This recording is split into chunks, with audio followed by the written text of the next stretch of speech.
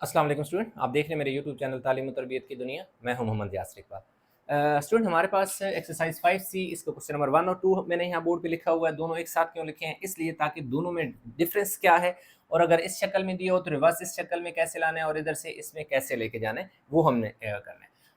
Express in standard form की बात करते हैं और इसमें क्या कहते हैं, express in integer or decimal form के इंटीजर में लिखें या डेसिमल फॉर्म में लिखें। इनमें जो कुछ क्वेश्चन हैं जो लिखे हुए हैं हमारे पास, ये डेसिमल में लिखा हुआ है, ये हमारे पास स्टैंडर्ड फॉर्म में लिखा हुआ है।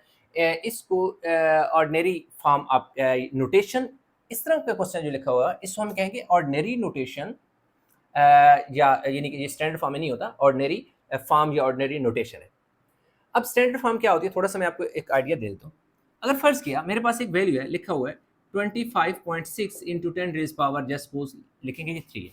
तो स्टैंडर्ड फॉर्म कौन सी होती है? वो फॉर्म होती है जिसके साथ एक तो 10 लिखा होता है और उसके ऊपर पावर होती है, यानी 10 की पावर की शक्ल में लिखा होता है, यानी base multiply by 10 into raise power something होती है। और एक चीज़ तो ये होगी। तो अब देखें, ये 9.6 इन 10 रेज पावर 3 स्टैंडर्ड फॉर्म है। 25.6 इन 10 स्टैंडर्ड फॉर्म में है या नहीं? नहीं है। अब ये है और वो क्यों नहीं है, ये लॉजिक समझेंगे। देखो, हमेशा ये होता है कि जो आपका पॉइंट होता है, जो आपका डेसिमल है, ये वाला नजर आ रहा है, ये फर्स्ट नॉन जीरो डिजिट के बाद होना चाहिए। यानी पहला क्या है, 9 है ना, तो 9 के बाद फर्स्ट डिजिट के बाद है। जबकि इस वाले केस में फर्स्ट डिजिट के बाद नहीं है बल्कि 2 डिजिट के बाद है। असल में इसको होना कहाँ चाहिए था? इसको होना ये चाहिए था 2.56 इंटू 10 वैसे 4 हो जाएगा। 4 कैसे हुआ? क्योंकि आपने एक स्टेप ऐसे मूव किया तो 4 इसलिए होगा। आगे चलकर ये भी मैं एक्सप्लेन करूंगा। तो सबसे पहले तो आपको ये पता होना चाहिए कि यार स्टैंडर्ड फॉर्म का क्या मतलब है और ऑर्डिनरी का क्या मतलब है। तो ये आपके पास ऑर्डिनरी नोटेशन है, इसको स्टैंडर्ड फॉर्म में लिखना है। स्टैंडर्ड के साथ पहली कंडीशन के पॉइंट के बाद यानी फर्स्ट जो पॉइंट है फर्स्ट डिजिट के बाद होना चाहिए और 10 की इंटू 10 रेज पावर समथिंग होना चाहिए। अब देखिए, अगर पॉइंट नहीं है, कहीं पॉइंट गिवन नहीं है, तो फिर आपको कैसे पता चलेगा कि पॉइंट कहाँ नहीं है? तो इसका मतलब है कि आपके पास पॉइंट कहाँ पे, एंड पे। और इस पॉइंट ने स्टैंडर्ड फॉर्म में आना कहाँ होता है? फर्स्ट नॉन जीरो डिजिट के बाद, यानी कि जीरो के अलावा जो फर्स्ट डिजिट होता है। तो ये हमारे पास क्या है भाई, 8 है। तो असल में इसने घूम इधर यहाँ से आके इसने इस 8 के बाद लिखना था। तो हम क्या करेंगे, लिख देंगे जी 8.53, ये जो लास्ट में जीरो है ना, इन्हें ड्रॉप कर दो, इन्हें लिखने की जरूरत नहीं है। इंटू 10, अगर देखो इन दो जीरो के बाद कुछ नंबर होता, 1 होता, तो फिर ये जीरो ड्रॉप ना होते क्योंकि वो एंड पे ना होते, एंड पे 1 होता। इंटू 10 रेज पावर कितनी लिखेंगे?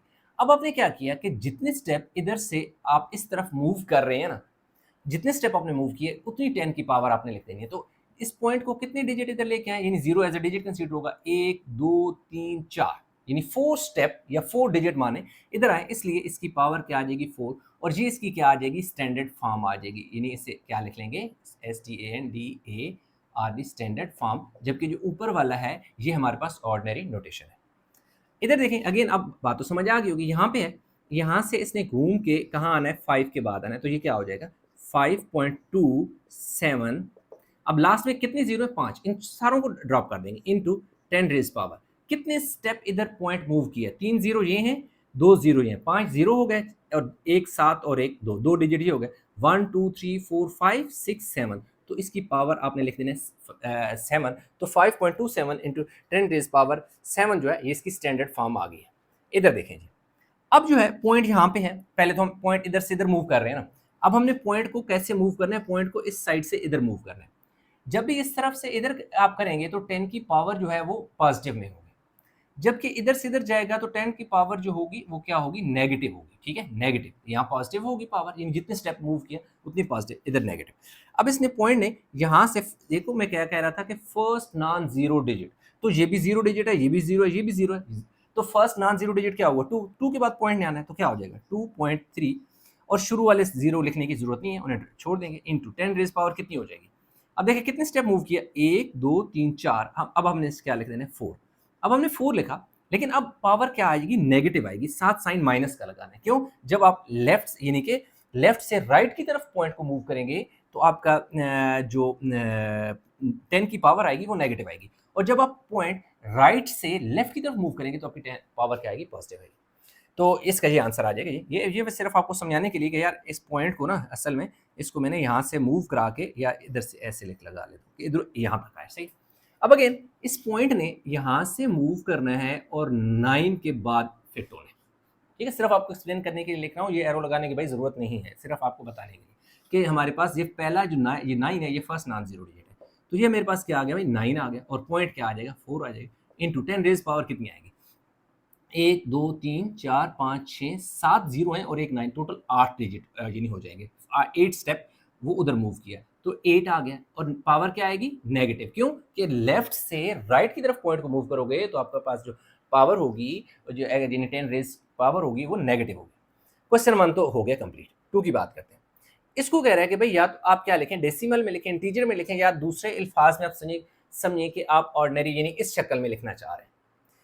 इस शक्ल में यानी उसने हमसे क्या कहा हुआ था कि एक क्वेश्चन स्टैंडर्ड फॉर्म में दे दिए, हमने इस शक्ल में चेंज करना है, ऑर्डिनरी नोटेशन में हमने लेके जाना है, ठीक है, जिसे आप इंटीजर या डेसिमल भी कहते हैं। वो क्या कह रहा है जी, मैं दोबारा स्टेटमेंट पढ़ दूं, express of the following as an integer or decimal. देखिए अब हमारे पास होगा क्या कि 9 है ना, और पॉइंट 9 के बाद है, कितने स्टेप मूव करना, 3। अच्छा, अगर 10 की पावर क्या है, पॉइंट में है, डेसिमल की बात हो रही है, और 10 की पावर आपके पास पॉजिटिव में है, जैसे कि इस वाले केस में, तो अब आपने पॉइंट को इस तरफ डायरेक्शन में मूव करा के ले जाना है, और कितने स्टेप मूव कराना है, 3 स्टेप मूव कराना है। जबकि अगर मैं इस पॉइंट को मैं इस तरफ लेके जाऊं तो 9 के बाद एक स्टेप तो 6 हो जाएगा, मैं एक स्टेप मूव कराऊंगा, आगे तो मेरे पास कोई डिजिट ही नहीं है, तो मैं कहाँ मूव कराऊंगा, मेरे पास तो आगे डिजिट नहीं है। डिजिट नहीं है तो कोई बात नहीं, आपने क्या करना है, इसके आगे जितने कितने टोटल 3 जीरो है ना, तो एक जीरो तो इस 6 की वजह से खत्म हो जाएगा, तो पीछे 2 बचेगी पावर, वो ये जीरो आ जाएगी। एक तो ये इस तरह आप समझ सकते हैं कि हमने पॉइंट को इस तरफ मूव करा दिया, ऐसे लिख दिया, यानी पॉइंट यहाँ पे था, 3 डिजिट मूव होके ऐसे आ गए। दूसरा आप यूं भी यार लिख सकते हैं, सेकंड यानी कि आर, आप इसको ऐसे भी सॉल्व कर सकते हैं, 9.6 इंटू 10 की पावर 3 है ना, 1 2 3 जीरो आ गए, ठीक है, 3 जीरो आ गए। आप इसको ऐसे भी सॉल्व कर सकते हैं। तो अब आप देखें कितने जीरो हैं, 3 जीरो है ना, तो 3 स्टेप आगे जाना है। तो अब देखें एक डिजिट है ना, इस डिजिट की वजह से ये वाला जीरो कट जाएगा, यानी खत्म कर दे, तो 96 आ जाएगा, पॉइंट यहाँ आ गया, और आगे 2 जीरो, 2 स्टेप और आगे मूव कर दे, तो असल में ये 96 ही आप लिख सकते हैं, 96.0 जो है लिखते हैं, ये भी लिखते हैं तब भी ठीक है, ये लिखते हैं तब भी ठीक है। अब अगेन यहाँ तो अब आपको समझ तो आ गई होगी, यानी 4 है, 4 के आगे तो कोई नंबर ही नहीं है, तो हमने कितने, 10 की पावर क्या है, 5 है, तो इसके साथ यूं हम लिख सकते हैं 1 2 3 4 5 जीरो, 4 1 ज़र 4, 1 2 3 4 5 जीरो, 1 2 3 4 5 जीरो लगा दें ऐसे। इसमें देखें अब यहाँ पर और है, अब पावर हमारे पास नेगेटिव आ गई। जब पावर नेगेटिव होगी तो आपको पॉइंट इस यानी नेगेटिव पावर जब आ गई ना, यानी हमारे पास यानी कि एक्सपोनेंट क्या हो गया, एक्सपोनेंट नेगेटिव होगा ना, तो आपका पॉइंट जो है ना इस डायरेक्शन में मूव करेगा। किसकी बात हो रही है, पॉइंट की, कि पॉइंट इस डायरेक्शन में मूव करेगा। अब इधर क्या है कि आप हमारी जो 10 के एक्सपोनेंट है ना, वो क्या था, एक्सपोनेंट पॉजिटिव था, इसलिए पॉइंट जो है, पॉइंट इस डायरेक्शन में मूव किया।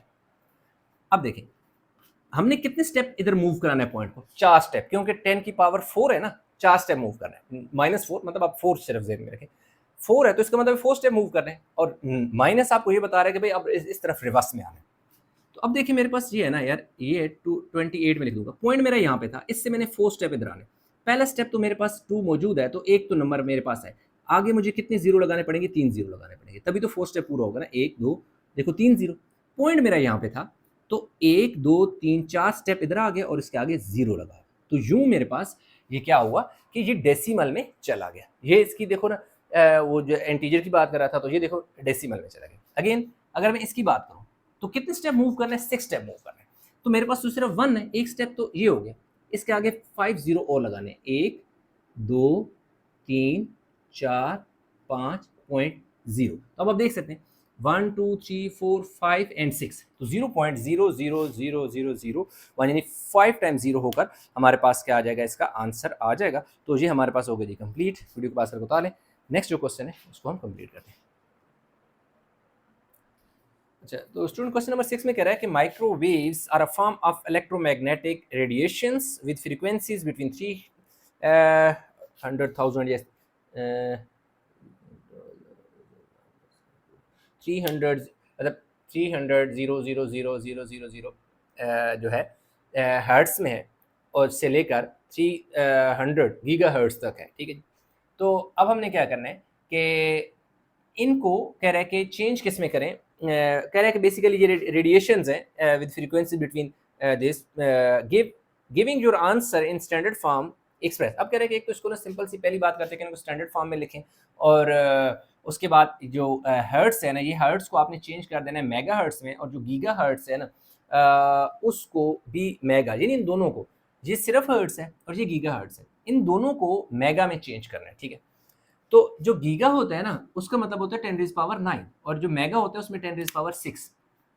तो पहला क्योंकि मेगा की बात करता है तो हमने 10⁻⁶ बनाना है। तो ऐसा है कि सबसे पहले तो स्टैंडर्ड फॉर्म में इसमें लिखता हूँ ना, देखिए 3 इंटू 10⁻⁴ क्या होगा। अब आप देखें कि यहाँ पर देखो पॉइंट नहीं है तो यहाँ पे पॉइंट होगा, पॉइंट घूम के 3 के बाद आएगा तो टोटल 1 2 3 4 5 6 7 8 8 जीरो है, ठीक है। तो 10⁻⁴ क्या आ जाएगा, 8 हर्ट्स आ जाएगा। अभी ठीक है जी, हमने किसमें मेगा हर्ट्स में, तो मेगा के लिए मुझे क्या चाहिए, 10⁻⁶ चाहिए। तो अब मैं जो 10⁸ है ना, इसको मैं क्या लिखूंगा, 10⁻² अलग लिख लूंगा और 10⁻⁶ अलग लिख लूंगा। क्यों कि 6 + 2 क्या होते हैं, 8 होते हैं। अब इससे ये फायदा हुआ कि 3 इंटू 10⁻⁴ जो 2 है ना, ये जो 6 है ना, 10⁻⁶ मुझे क्या देगा, मेगा। तो इसकी जगह मैं लिख दूंगा m, मेगा की जगह m लिख दूंगा, और h z, ठीक है, मेगा हर्ट्स। तो यूं पहला जो काम था इसको मेगा हर्ट्स में चेंज कर दिया। अब ये वाला जो है ना दूसरा 300 जो गीगा हर्ट्स है, इसको भी मेगा हर्ट्स में चेंज करना है, ठीक हो गया। अब देखें 300 है, इसको ऐसे ही लिख दो। ये जो गीगा है ना, जी है ना, इसकी जगह हमने क्या लिखना है, 10 की पावर कितनी लिख देनी है, 9 लिखनी है। 10 की पावर क्या लिखने के, 9, क्योंकि ये देख सकते हैं गीगा 10⁻⁹ होता है, इसलिए इस जी की जगह, जी से मुराद गीगा, गीगा में 10 की पावर 9 होता है, इसलिए इस जी की जगह 10 की पावर 9 और आगे हर्ट्स लिख दी। अब देखिए 300 ऐसे ही आ जाएगा। अब देखिए मुझे 10 की पावर मेगा बनाने के लिए, इस मेगा बनाने के लिए मुझे कितना चाहिए, 10⁻⁶ चाहिए। तो अब मैं 10⁻³ और 10⁻⁶ लिख देता हूँ। अब इसमें देखो क्या हो गया, 300 हो गया इंटू 10⁻³ हो गया, और ये देखिए 10⁻⁶ जो है, 10⁻⁶ क्या होता है, मेगा होता है, तो इसकी जगह मैं क्या लिखूंगा, मेगा हर्ट्स। तो ये हो गया। अब उसने हमारे पास 10⁻⁶ मेगा हर्ट्स में चेंज हो गया हमारा जो इसका पार्ट 2 है।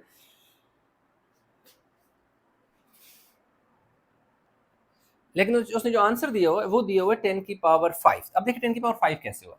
अब 10⁵ ऐसे हुआ कि 3 इंटू ये जो 100 है ना, इसको 10⁻² लिख देंगे और इधर 10⁻³ लिख देंगे, और ये मेगा क्या हो जाएगा, हर्ट्स हो जाएगा। तो ये हमारे पास यूँ आ जाएगा 3, ये 2 जीरो है तो 10⁻² होगा, तो कितना हो जाएगा 10 की पावर 3 और 2 कितना होगा जी, 5 मेगा हर्ट्स। आप इस तरह लिख लें, या आप इसको ऐसे भी यार सॉल्व कर सकते हैं। कैसे, ये 300 है ना, देखो इस ये जो 300 है, मैं दोबारा यहाँ लिख लेता हूँ, 3 गीगा जो हर्ट्स है ना। अब देखिए 3 इंटू 10 की पावर देखो क्या हो जाएगा, 2 हो जाएगा, और गीगा की जगह क्या लिख लो, 10⁻⁹ हर्ट्स लिख लो। अब पहले ये करो कि इन दोनों को ऐड कर लो, कितना हो जाएगा, 11 हर्ट्स हो जाएगा, 9 और 2।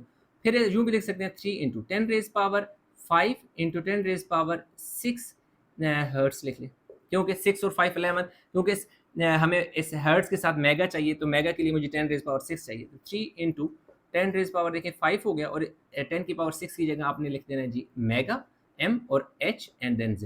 तो आप यूं कर लें या यूं कर लें, एक ही बात है, बस यही 2 पार्ट थे वो कंप्लीट हो गए। अच्छा, तो स्टूडेंट क्वेश्चन नंबर 4 की बात करें, कह रहा है कि nitrogen atom has an atomic radius of a picometer, that is pm, where a is equal to 70 and 1 picometer is 10⁻⁻12 meter. Express this radius in meter giving your answer in standard form. अब वो कह रहा है कि भाई जो एक nitrogen atom है उसका जो एटॉमिक रेडियस है ना वो a पिकोमीटर है, क्योंकि जो रेडियस होता है उसका जो यूनिट होता है वो पिकोमीटर होता है, ठीक है। तो अब वो कह रहे हैं कि नाइट्रोजन एटम जो है उसका जो पिकोमीटर a पिकोमीटर उसका क्या है भाई, रेडियस है, जो a की वैल्यू है 70 है और 1 पिकोमीटर 10⁻⁻12 है। अब ए की वैल्यू से हमें 70 दे दी है, ठीक है जी, ए इज इक्वल टू 70 दे दिया, और 1 पिकोमीटर की वैल्यू भी उसने हमें बता दी। अब वो हमें पहली जो बात है वो कह रहा है कि इसका आंसर जो है ना स्टैंडर्ड फॉर्म में लिखे। तो ये पार्ट 1 है। तो इसको यानी कि जो रेडियस है इसको हमने पिकोमीटर की शक्ल में यानी कि क्या कर देना है भाई, चेंज कर देना है और स्टैंडर्ड फॉर्म में लिखना है। सही। अब ये देखिए, ये मैंने लिख दिया a into P, M, P से मुराद पिको, एम से मुराद मीटर और a इसका रेडियस है। अब a की जगह देखो इसके आगे ये लिखा है ना, a है ना, a की जगह मैं क्या लिख दूंगा, ये देखिए 70। पी आगे पिकोमीटर है तो एक पिकोमीटर 70 है, तो लाजिमी बात है इसको इधर मल्टीप्लाई कर देंगे इससे 10 रेज पावर माइनस 12 मीटर, क्योंकि असल में हमने इसको चेंज करना है पिकोमीटर में, ठीक है, सॉरी मीटर में, पिकोमीटर को मीटर में चेंज करना है। सही हो गया। तो ये उसने, आप कह सकते हैं कि भाई उसने ना पिकोमीटर में दे दिया। अब जो मैं अगर इस तरह लिख रहा हूँ पिकोमीटर, अगर ये लिखूँ तो जो एक पिकोमीटर है वो इतने की इक्वल है। तो 70 पिकोमीटर कितने के होंगे? बिल्कुल ऐसी ही, अगर एक पेन 5 रुपीज़ का है तो 10 जो पेन है वो कितने के होंगे? तो ए मतलब पिकोमीटर की शक्ल में लिख रहा हूँ, बेशक यहाँ पर इसको सिर्फ ए भी हम लिख सकते हैं, ए इज इक्वल टू। अब देखें यहाँ पे क्या होगा, इसका पॉइंट नहीं है तो इसका मतलब है कि यार पॉइंट इसका यहाँ पर गिवन है, तो इसका पॉइंट यहाँ से मूव होकर यहाँ आ जाएगा, तो ये 7.0 हो जाएगा into 10 raise power 1 into 10 raise power minus 12 metre. अब 10 रेज पावर 1 क्यों हुआ? क्योंकि ये पॉइंट जब घूम के यहाँ से इस तरफ को आएगा तो एक 10 की पावर ये आ जाएगी। अब हमारे पास a is equal to 7.0 into 10 raise power कितनी हो जाएगी, -12, और बेसिस सेम है ना तो पावरें ऐड हो जाएंगी, +1 हो जाएगा। 1 क्यों हुआ? क्योंकि ये भी 10 है ये भी 10 है, दोनों मल्टीप्लाई हो रहे हैं, बेस सेम होगी तो पावर ऐड होगी। तो a is equal to 7.0 into 10 raise power क्या हो गया, 11 बचेगा, और साथ साइन माइनस का रहेगा। उसकी वजह ये है कि हमारे पास जो 12 बड़ा नंबर है उसका नेगेटिव साइन है। अगेन अब यहाँ पे पार्ट बी की अगर बात करें, an oxygen atom has an atomic radius of b nanometre. अब कह रहे हैं कि b जो है वो नैनोमीटर है, यहाँ पे क्या है कि नैनोमीटर की nm की बात कर रहे हैं। अब वो कह रहे हैं कि एक नैनोमीटर है 10 रेज पावर -9 मीटर है। ठीक हो गया। आगे ये चीजें खुद हमें बता रहा है, where b is equal to this and 1 nm is equal to 10 raise power -9 metre, express this radius in metre. Again radius इसको कह रहा है कि मीटर में हमें चेंज करना है। तो अब हमने क्या करना है कि ये जो बी है ना, B is equal to B N M B लिख सकते हैं या सिंपल बी भी लिख सकते हैं। यानी जो बी एज अ रेडियस का सिंबल है उसको हमने ये जो नैनोमीटर में चेंज हुआ है इसको आगे जाकर हमने मीटर में चेंज करना है। तो इसमें ये कैसे होगा हमारे पास? अब देखिए बी की जगह बी की वैल्यू हमने पुट कर देनी है, दैट इज 0.074। अब देखिए ये नैनो यानी एन की नैनो 1 nm जो है, इस नैनोमीटर जो है इसकी जगह क्या वैल्यू पुट कर देंगे, 10 रेज पावर -9 मीटर, क्योंकि ये नैनोमीटर है ना, हमें नैनोमीटर नहीं चाहिए, हमें मीटर चाहिए। तो नैनोमीटर की जगह जो उसने वैल्यू दी हुई है वो पुट कर दो। अब सिंपल आपने बी लिख देना, यानी कि नैनोमीटर में चेंज करें। अब ये पॉइंट जो है ना यहाँ से इधर जाएगा तो क्या हो जाएगा 7.4 इंटू 10 रेज पावर, कितने स्टेप ये इस तरफ गए, ये 2 स्टेप गया, किधर, एक 0 और एक 7, तो 2 स्टेप गया तो 10 की पावर -2 आया। अब देखें जब इधर से पॉइंट इस तरफ आया तो 10 की पावर 1, क्योंकि जब इस तरफ मूव करेगा तो 10 की पावर पॉजिटिव में होगी, जितने स्टेप मूव करेगा उतना होगा। और जब लेफ्ट से राइट की तरफ मूव करेगा तो जितने स्टेप मूव करेगा पावर वही आएगी, लेकिन साथ उसके साइन नेगेटिव आएगा, इंटू 10 रेज पावर -9 मीटर। तो बी की वैल्यू हमारे पास कितनी आ गई, 7.4 इंटू 10 की पावर 9 और 2 कितना हो गया, 9 और 2 हमारे पास 11 हो गए। तो और साथ यूनिट क्या आ गया, मीटर। रेडियस को ए रेडियस जो था पिकोमीटर में था, मीटर में चेंज हुआ, बी जो है वो नैनोमीटर में था, मीटर में चेंज हो गया, क्योंकि उसने यही चीज कही थी। पार्ट नंबर 3 है, कह रहा है express A ratio B as ratio of 2 integers in its simplest form. कह रहा है भाई ऊपर जो ए रेशो बी की वैल्यू आई है ना उसको रेशो में लिखना है, ए रेशो बी है, सही है। अब ए रेशो बी को हमने इक्वल करना है, ए की जगह ए की वैल्यू लिख देनी है। ए की वैल्यू हमने फाइंड की हुई है, that is 7.0 into 10 raise power -11। आगे रेशो का सिंबल है, रेशो का सिंबल डालो, बी की जगह वैल्यू पुट करो 7.4 इंटू 10 रेज पावर, अच्छा यूनिट साथ लिख दीजिए 11, ये हो गया। अब देखें ये 10 की पावर 11, 10 की पावर 11 यहाँ पे आप डायरेक्ट काट सकते हैं, ठीक है, लेकिन मैं आपको थोड़ा सिंप्लीफिकेशन प्रॉपर करके बताता हूँ। ये जो रेशो होता है ना इसको आप यूँ भी लिख सकते हैं, ए डिवाइड बाई बी, तो इसकी वैल्यू भी तो लाजमी बात है फिर यूं ही आ जाएगी। और नीचे हमारे पास क्या है 7.4 इंटू 10 रेज पावर -11। अब देखिए 10⁻11 10⁻11 से तो कट जाएगा, आप काट सकते हैं क्योंकि बेसिस क्या है हमारे पास सेम है। या दूसरी तरह आप ये कह सकते हैं कि ये जो -11 है जब इसके ऊपर जाएगा तो +11 -11 +11 कैंसिल होकर 1 ही बचेगा। पीछे हमारे पास क्या बचा जी, a over b is equal to 7.0 over 7.4, सही हो गया। अब हम इसको रिवर्स करेंगे, देखिएगा a रेशो b उसी शक्ल में लेके जाएंगे जैसे इस तरह लिखा होता, तो क्या होगा 7.0 रेशो 7.4। अब क्या करें, इनका पॉइंट खत्म करें। जब आप पॉइंट खत्म करेंगे तो पॉइंट की जगह 1 आगे, एक 0 पॉइंट की जगह 1 और एक 0, तो a ratio b is equal to क्या आ गया, यहाँ पर ऊपर हमारे पास क्या बचेगा जी, 70 आ गया और नीचे क्या आ गया 7 आ गया, और इधर देखिए हमारे पास 74 आ गया और इधर हमारे पास क्या आ गया 10 आ गया, ये हो गया। अब हमने क्या करना है कि इसको दोनों, अगर मैं इनको रिवर्स में लेके जाऊं, क्योंकि मैंने आंसर आई थिंक उसी में देना है, सिंप्लीफाई करना है इसका, तो इसमें हमारे पास पॉइंट ख़त्म हो जाएगा। अब देखो पॉइंट अगर इन दोनों तरफ 10 मल्टीप्लाई करूंगा ना तो मेरे पास आ जाएगा a ratio b is equal to 70 ratio 74 हो जाएगा, सही हो गई। अब ये 70 और 74 हैं, दोनों के नीचे 2 डिवाइड कर दो। देखिए 70 डिवाइड बाय, आप क्या करो 2 कर दो, और इधर भी क्या करो ये 74 डिवाइड बाय क्या कर लो 2 कर दो। और दूसरी बात है कि यार आप यहीं पर ही ये वाला पॉइंट काट के 70 रेशो, अगर देखो इसके बाद डायरेक्ट आप ये स्टेप, यानी इस स्टेप के बाद आप डायरेक्ट ये स्टेप भी लिख सकते हैं, क्यों कि डिवीजन है ना, रेशो है, तो फर्स्ट डिजिट के बाद क्या है कि हमारे पास पॉइंट है, और नीचे भी फर्स्ट डिजिट के बाद पॉइंट है, तो सेम पोजीशन हो तो पॉइंट कैंसिल हो जाता है। अब देखिए हमारे पास ये कैंसिल होगा, 2 का टेबल 35 टाइम जाएगा और 2 का टेबल 30, ये 35 टाइम गया और ये 37 टाइम गया, रेशो 37, तो a रेशो b जो है वो इक्वल आ जाएगा 35 रेशो 37। तो यही हमारे पास इसका स्टूडेंट फाइनल आंसर है। तो क्वेश्चन 4 हो गया कंप्लीट, उम्मीद करता हूँ समझ आया होगा। अच्छा, तो स्टूडेंट क्वेश्चन नंबर 5 की बात करें तो कह रहे हैं the mean distance from the earth to the sun is c megametre. अब देखिए क्वेश्चन की स्टेटमेंट है, क्वेश्चन के साथ मैं दे दूंगा इसकी जो तस्वीर होगी क्वेश्चन की, यानी क्वेश्चन। अब मैं आपको सादे अल्फाज में बताता हूँ। अब वो कह रहे हैं कि सन, अर्थ है और सन, कह रहे अर्थ और सन के दरमियान में ना जो डिस्टेंस है ना वो किस शक्ल में है, c मेगामीटर में, c मेगामीटर में, ठीक है। तो सी मेगामीटर में है, जिसमें उसने हमें वैल्यू दोनों की बता दी। कह रहा है जो सी है वो 1500 है और मेगामीटर 10⁻6 है, मैं यहाँ लिखा हुआ है, ठीक है। जो 1 मेगामीटर है वो कितना है जी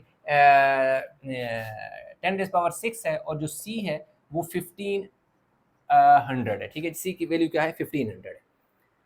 जबकि जो दूसरा प्लूटो का डिस्टेंस कहाँ से, सन से क्या है, वो डी टेरामीटर है, क्या है डी टेरामीटर है, जिसमें डी 5.9 है और 1 टेरामीटर कह रहा है 10⁻12 मीटर है, ठीक है।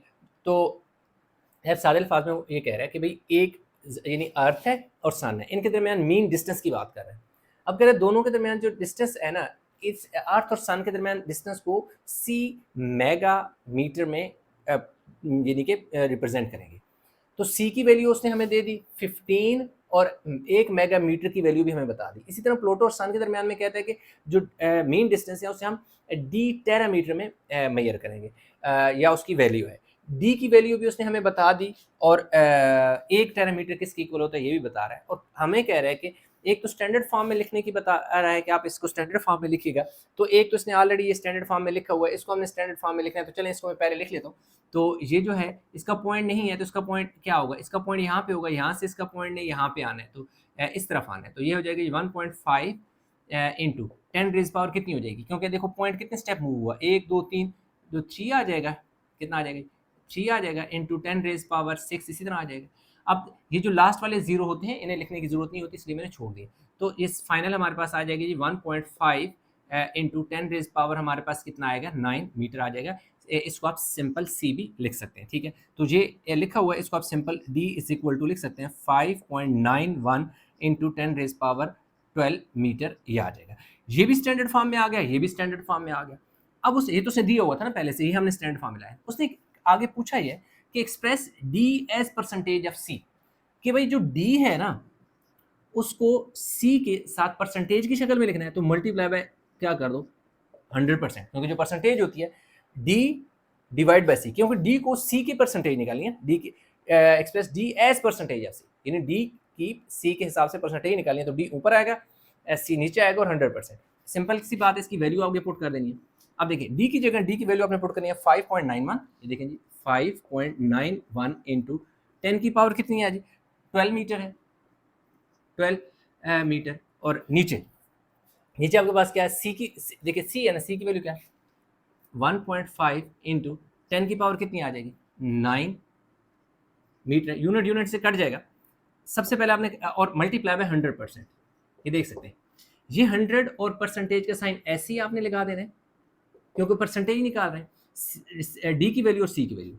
इन दोनों को पहले डिवाइड कर लेता हूँ 5.91 और 1.5, तो ये मेरे पास आ जाएगा 3.94, ठीक है, इज इक्वल टू, अब देखिए 10 की पावर कितनी हो जाएगी 10 की पावर, ये देखिए 12, ये क्या हो जाएगा, ये जो 10 की पावर 9 है ना ऊपर जाके माइनस हो जाएंगे इंटू 10 की पावर 2 और 7 क्या है परसेंटेज। अब देखिए ये 10 की पावर 2 कैसे 100 है, 100 को हम लिख सकते हैं 10 की पावर 2 बिल्कुल, और ये भी 10 था ये भी 10 था, तो ये जो नीचे वाला 9 है ऊपर जाके माइनस हो गया, ये आ जाएगा जी 3.94 इंटू 10 की पावर कितना बचेगा 3 बचेगा, और इधर देखिए 10 की पावर क्या आ जाएगा 2%, तो ये आ जाएगा जी 3.94 इंटू 10 की पावर कितनी आ जाएगी 3 और 2 5%, ठीक है। तो अब इसमें यही हमारे पास इसका आंसर है, क्योंकि उसने क्या कहा था कि स्टैंडर्ड फॉर्म में होना चाहिए। ये देख सकते हैं कि ये स्टैंडर्ड फॉर्म में भी है और परसेंटेज भी है, तो यूँ हमारे पास ये आंसर जो है स्टूडेंट हो गया जी कंप्लीट। क्वेश्चन नंबर जो था 5 हो गया कंप्लीट। आई होप क्वेश्चन समझ आया होगा, इसमें कहीं भी किसी जगह को कन्फ्यूजन है नीचे कमेंट में ज़रूर बताइएगा।